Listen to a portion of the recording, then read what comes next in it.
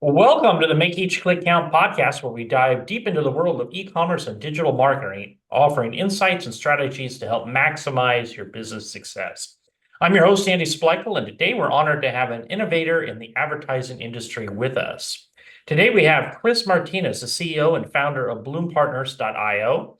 Chris exemplifies resilience and entrepreneurial spirit, having grown his company to millions in revenue and earning a Stevie Award in 2021. He's also the host of Operation Agency Freedom podcast and the author of three books, plus a new book that's just coming out, Facts, Not Feelings. Chris has dedicated his career to empowering marketing agency owners to scale and thrive, turning adversity into triumph. And we're thrilled to have him on the show today to share his journey and wisdom. All right, welcome to the show, Chris. Awesome. Thank you so much for having me. How are you doing today?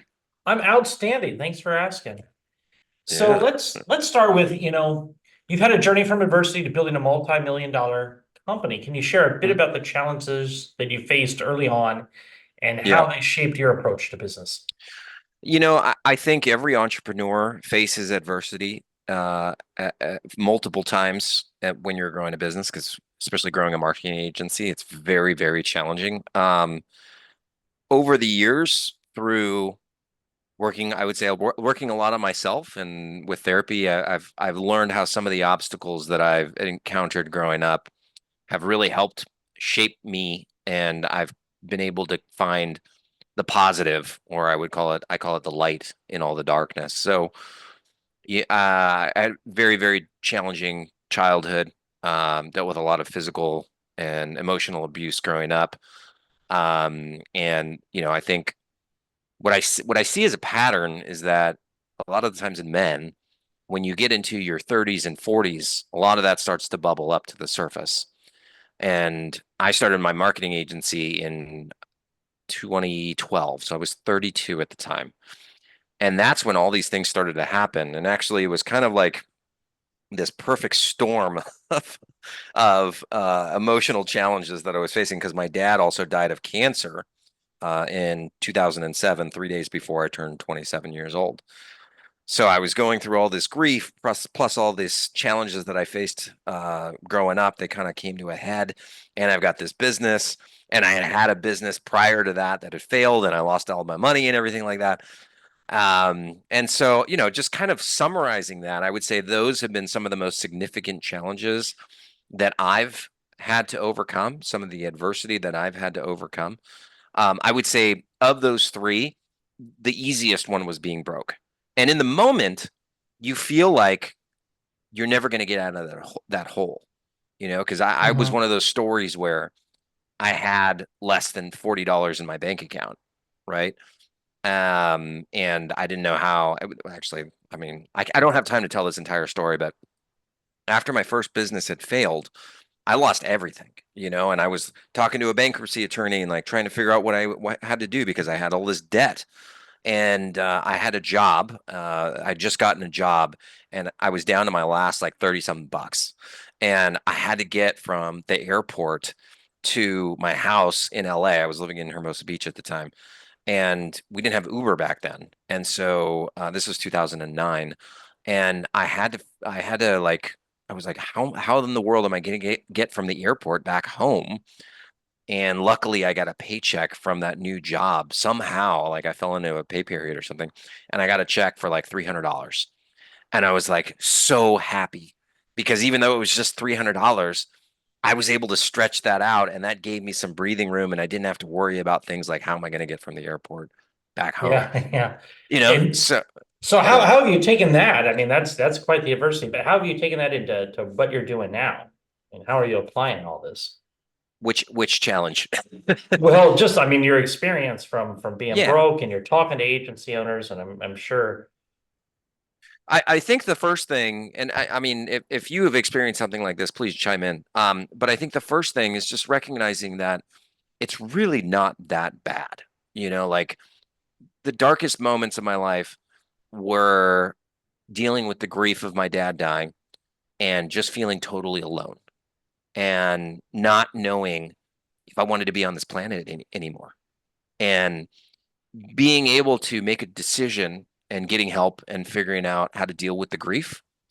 And after that, not a lot of things are that bad, and I'm, I don't know if that's going to be the lowest point in my life. Who knows what'll happen in the future? But after going through that and kind of losing all of my, who I thought were my friends at the time, losing all your money, and like when you're broke and angry and going through grief the way that I was, and I don't think I handled it very well, and you're like truly alone, once you come out the other side, you realize it's not that bad. So to answer your question about how that translates into working with agency owners, I think it helps me to give perspective so that when an agency owner is facing a challenge, that they don't go too low. And on the other side, when they're experiencing a success, I don't want them to go too high as well. Let's just stay relatively even so that we can keep our composure and continue to make really, really good decisions. I hope that answers your question. Yeah. So I guess the journey continued though. I mean, you ended up doing your own agency at Yeah, that point after, going from broke and then you decided to launch your own agency. 2012, I started my own marketing agency. I was moonlighting. So at the time, I was working for Reach Local in sales. And then they didn't do websites. And I had this team in Mexico, or I'm sorry, in Mexico, in the Philippines. And I was like, hey, let's start a marketing agency. Basically just doing websites. It evolved and we grew that business. And kind of a turning point for us was in 2015. Um, we expanded into Mexico. So even though it was just 9 years ago, I was one of the first people to build a team in Mexico. And Hmm. I was living in San Diego at the time, and I was set up a company in Mexico. I was driving across the border like every single day to go to my little office there. And with that little team, we grew. We had over a couple hundred clients. By the time it got to like 2017, we Do built that. do you speak Spanish? At the time, not very well. I took, like a couple years of high school Spanish. Hmm. Now my wife is Mexican and I lived in Tijuana for 5 years, so my Spanish is much better. I would say I'm like 80% fluent, but it also depends on the context of the conversation. So Mexicans are like notorious for a lot of slang that does not make sense when you translate it.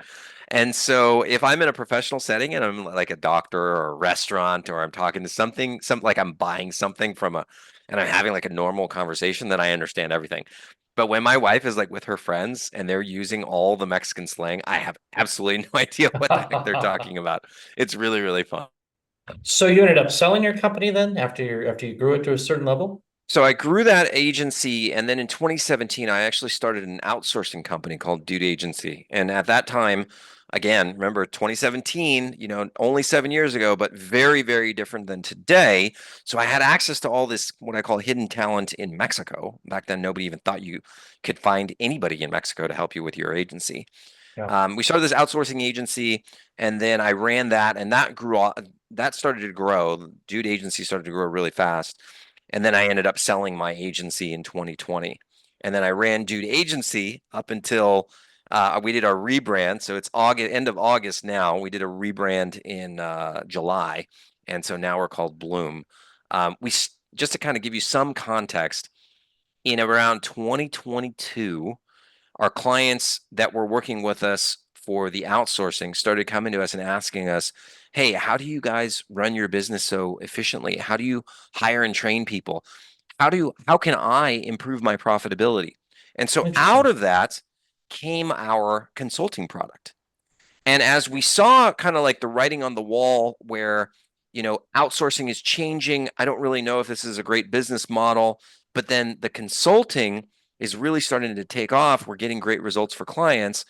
And on top of that, it's just a little bit more fun to work with the marketing agencies on the management consulting side and helping them to really scale and grow and ultimately do an exit. And so we just decided, you know what? Let's make the change. It's a different company, it's a different culture. Obviously, it's a much different product. And so that's kind of where we are today. So you're helping marketing agencies scale and Mhm. ultimately exit. What are some of the pitfalls that they're going to have to overcome to do this? Yeah. So I mean, really, it depends on one having a mastery of the numbers. And I'm not an accountant, like I'm not a CPA. I don't have an MBA. And so most marketing agencies, they kind of get started and it's just kind of flying by the seat of your pants. We're having fun. It's creative, whatever. They don't know the numbers. And if you don't know your numbers, you don't know your business and you don't know your value. Now, I hear you talking about scaling, right? When I see all the advertising or gurus that are out there talking about scaling, they're mainly talking about creating a lead generation system. That's what they talk about scaling. Scaling is much more than that. It's about creating a business that can run without you. So you got to master the numbers. But the second thing is you got to have all the boring parts of running an agency, like systems and processes and training and hiring systems and all these other things, so that you are not the center of the business. If you can't walk away from the company, if it'll break when you're gone, then you don't have a very scalable business that you can do an exit from. So if we're going to like just make it super, super simple, the first thing, we got to know our numbers. We got to make sure that our financials are healthy. And then we also have to have the systems and processes and also people to help run the company so that when we do that exit, everything still stays intact. And not only that, that the business will continue to thrive after we've sold it. How is the valuation on a marketing agency determined? I guess once, we're going to put that caveat on there. They've already have the systems and processes in place. Yep. It's not owner reliant. But assuming it's not owner reliant anymore, how is Mhm. the valuation calculated?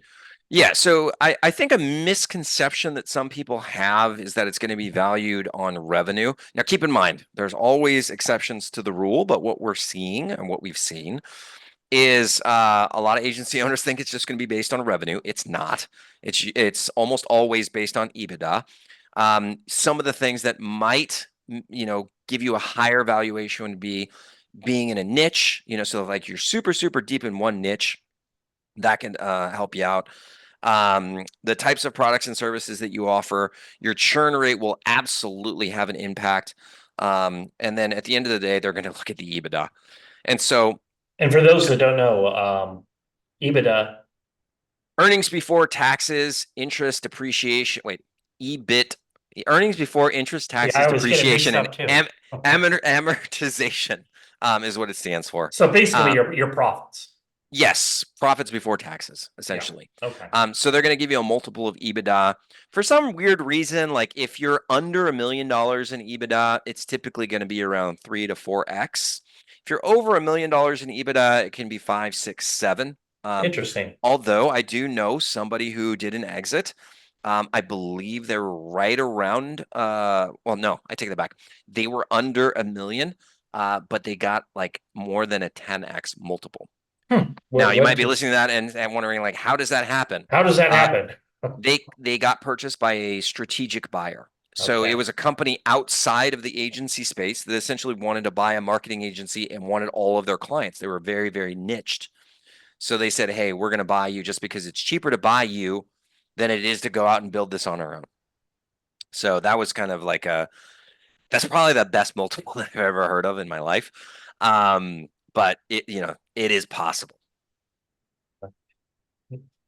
How do you help agencies grow? I mean, you talked about the system and process and get that. Mhm. Is that where you concentrate, or I guess what does your process look like? Yeah, so it's all marketing agencies kind of have different challenges depending on where they're at. And so the first thing that we have to do is analyze what is actually the problem. Because sometimes the agencies come to us and they think, hey, it's a lead generation problem. I'll tell you, I would say 8 times out of 10, when somebody says, hey, I have a lead generation problem, it's actually a product problem. And let me explain why that is. Okay. So if a client hires you for marketing, which I'm going to just throw it out there and just say, like, at the end of the day, if they're hiring you for marketing, they're giving you money because they want that money to come back with a lot of friends and make them more money. We are in the business of turning $2,000 into $10, 15, $20,000, right? And so when you look at the product, if the client is giving you money to invest in their marketing and it's not generating a return on investment for them, they will cancel. And especially in this economy, when dollars are tight, ad costs have gone up, employee costs have gone up, cost of doing business for everybody has gone up. They look at every single dollar. So that's why I say, like, if you have a lead generation problem, let's look at the product. Are you actually helping your clients to make more money? Now, some people will say, you know what, we're just doing the lead gen. We can't control closing, right? So if they're not making money, it's not our fault. Well, guess Mhm. what? If they're canceling, it is your fault. We have to figure out a way to solve that problem. So going back to what I was originally saying is, agencies come to us and we have to figure out what's the actual issue. So we'll look at their infrastructure, the team that they have. We'll also look at their financials, and we'll be able to analyze with facts and not feelings what's actually going on in the business and what do we need to fix. Maybe there's lack of SOPs and processes. Maybe there's a lack of a leadership team. Maybe the owner needs some training on leadership and how to manage people. Um, Maybe That's we good. don't. That's got to be a hard conversation. Of course. But Yeah. the people that want to work with us, they are willing to have these difficult conversations because most of them have tried everything. They've hired every other guru out there and they're like, this is not working. It's really frustrating when you've been working your butt off, but you're not seeing the revenue go up and you're not seeing the profit go up. Or you're seeing the revenue go up, but you're not seeing the profit go up and you're not making more money. Right. And so that's where, people come to us and we analyze, we have to figure out what's going on. Kind of like if you go to a doctor, got to run some tests, got to figure out what's actually happening. Then let's dive in, let's start solving any issues that you have. So you had mentioned facts, not feelings. I know that's the Mhm. title of your new book. Yes. Let's talk about that. Let's talk about your new book. Yeah, sure. So my new book, which will be coming out soon, it's essentially the story. I don't know if you've ever read the E-Myth before Oh or yeah. Built to Sell. Yep. I Like got them. I'm sitting right here on my desk. I love it. So I love those books that tell a story, and I always wanted to write a book like in that style. And so what you gonna hold up? Let's see. Yeah, it's Built to sitting right Sell. here. Perfect. I love Yeah. it. Right. Yeah. So what's ironic is Built to Sell, written by John Warlow. It's the story of a guy who's selling his ad agency. Right. Right. And Yeah. I love that style. So my book is somewhat similar in it's the story of a agency owner, and he's running this agency that is like looks all flashy on the surface, and everybody thinks he's doing great, but they're like 1 month away from going out of business. And so we take the reader through that journey, and he finds a mentor, and he goes basically helps to turn around his agency in around 18 months and fix all these problems. And the first thing that his mentor says is that you've been making decisions based on just your gut and like what you feel. And what we need to show you how to do is run the business based on facts, meaning data and numbers, and not just your gut instinct. And that's a core value that we have at our company with everything we do. Um, I'm not saying ignore your feelings because if your feelings can alert you to something that's going to help you to survive. What I'm saying is to validate with facts, because a lot of the times your feelings will lie to you and the purpose is trying to keep you safe, but your feelings will lie to you and they will actually lead you down a path where you make a bad decision or that keeps you from growing in the business. And so that's essentially what the book is about. That's what we preach at Bloom is you want to make your decisions based on facts and not feelings. So I'm super super excited to share that in the book. When does the book come out? So we're looking at a launch date probably around October 1. That's what we're shooting for. We just got some final edits and stuff to make, and so um, the editing process is taking a little bit longer than what we would have hoped, but it's coming out soon. So it sounds like the book is really a story of almost like your service, what you're doing for your clients. It's a story of a culmination of agency owners that we've worked with and basically looking at seeing all the challenges that they've faced and going through and explaining exactly how you can solve each one of these problems. So to answer your question, yes, of course, we solve all those challenges that are mentioned in the book. I just want to create value and give value to people. And so, when you get the book, I promise you'll get a ton of value and hopefully you can solve those problems on your own. If you can't, What maybe are you reach out to some us. what are some of the common problems? Yeah, it's a really, really good question. So most agency owners are accidental agency owners. I'm not the first one to say that. You just kind of stumble into it. But there's a number of other things that we see that they struggle with, right? So sometimes it's discipline issues. Sometimes it's leadership issues. Sometimes it's financial acumen issues. Um, Sometimes they just lack a clear vision where they don't recognize that what it takes to build a business that they can exit one day. And so anybody that we work with, just so you know, they want to sell their agency. Usually it's within the next 5 years. The benefit of that is that you know what your end goal is. You know what the light is at the end of the tunnel, right? And so, like, if you don't have that vision, you don't know where you're going, then that's where your feelings might dictate the decisions that you make. The other things that we see in successful agency owners is that they actually all have really, really good personal credit.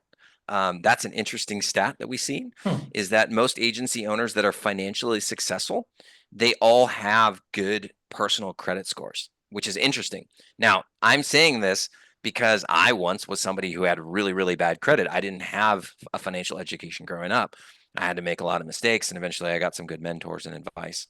And then I would say the other one that we Why do you see, think that is? I think it's just good habits, right?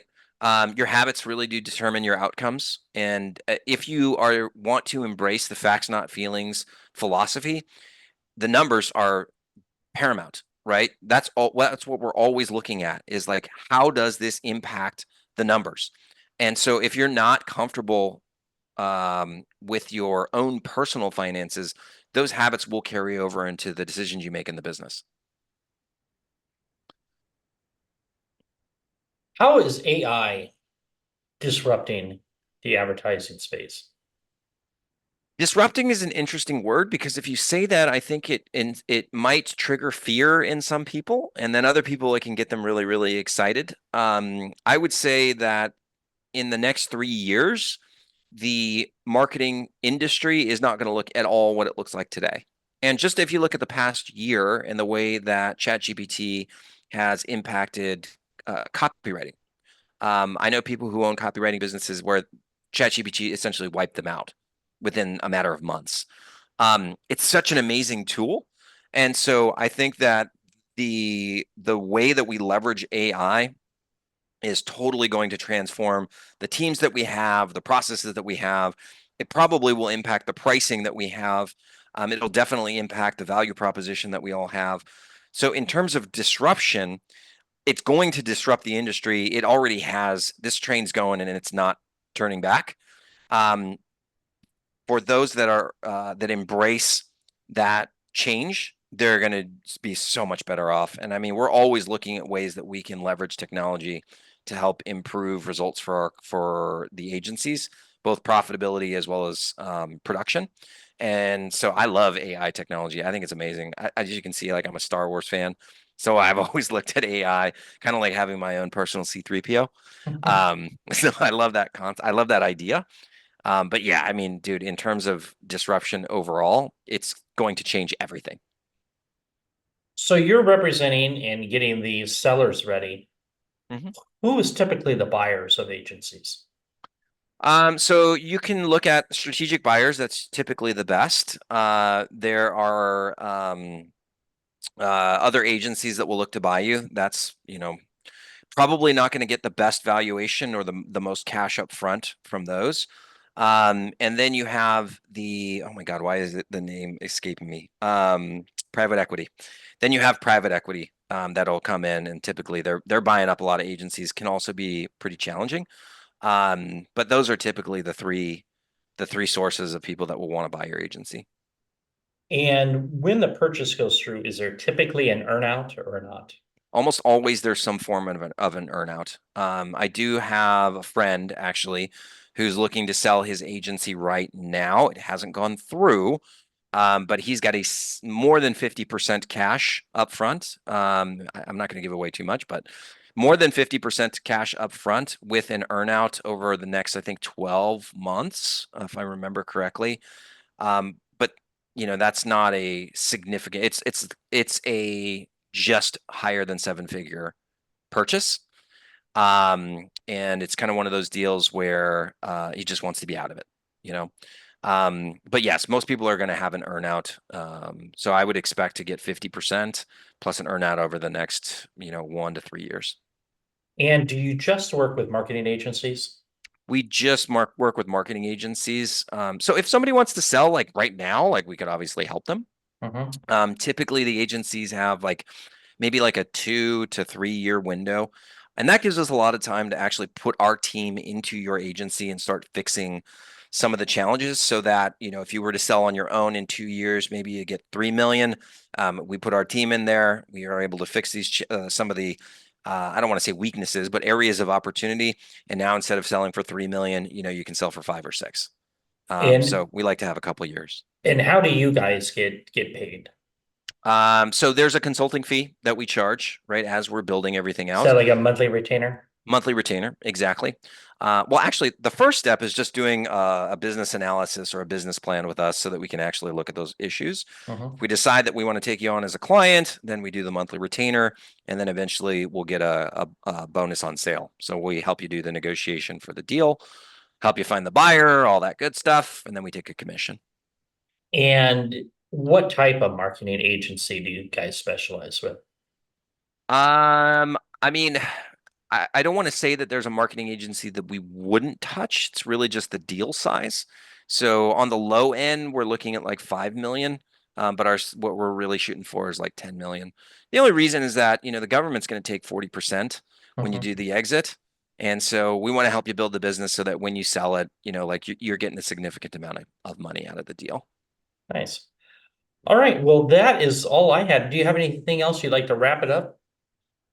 Yeah, I mean, I guess the only thing is that I don't know when this is coming out, but we have an event coming up in December in San Diego. If anybody would like to come, we'd love to have you there. It's I don't even know, the fourth, fifth, maybe even the sixth time that we've run this event. It's called Agency Freedom Live. You can go to agencyfreedomlive.com, grab a ticket. And so this event, they're always a little bit different. So it's going to be December. It's December 4th to the 7th in San Diego. And because of all the changes, not only in our industry with things like AI, as you mentioned, but also the economy, right? Like it was a very unstable time right now. We don't know what the United States is going to look like in the next 3 months, even. So this event is basically going to give you the plan, and we're going to kind of break down your agency back to the studs and show you how to rebuild it through 2025 so that you can survive everything. We're going to have some amazing speakers in there. We're going to be talking actually about lead generation for your agency as well as sales. We're going to go through all the financial model for you. We're going to go through the team that you're going to have to build for 2025 if you're going to thrive. Everything will be covered so that you walk out of those 3 days and you have the exact blueprint of how you're going to grow the business in 2025. Oh, it So if you're sounds interested in great. that, yeah, come Yeah. to the event. Is that it's going to be just in downtown San Diego? We're doing it in Mission Valley. So, oh my gosh, what's the name of the hotel? I have to put it in the show notes. But if you go to Agency Freedom Live, you can see the hotel. Well, very cool. Yeah, Yep. we'll put that down in the show notes. Well, thank you for joining us today, Chris. Awesome. Thank you, sir. Have a great one. For listeners, remember, if you like this episode, please go to Apple Podcasts and leave us an honest review. And if you're looking for more information on connecting with Chris, Bloom Partners, or that event he had just mentioned, we'll put the links in the show notes below. In addition, if you're looking for more information on growing your business, check out our podcast resource center available at podcast.makeeachclickcount.com. We have compiled all of our different past guests by show topic, included each of their contact information in case you'd like more information discussed in any of the previous episodes. Well, that's it for today. Remember to stay safe, keep healthy, happy marketing, and I'll talk to you in the next episode.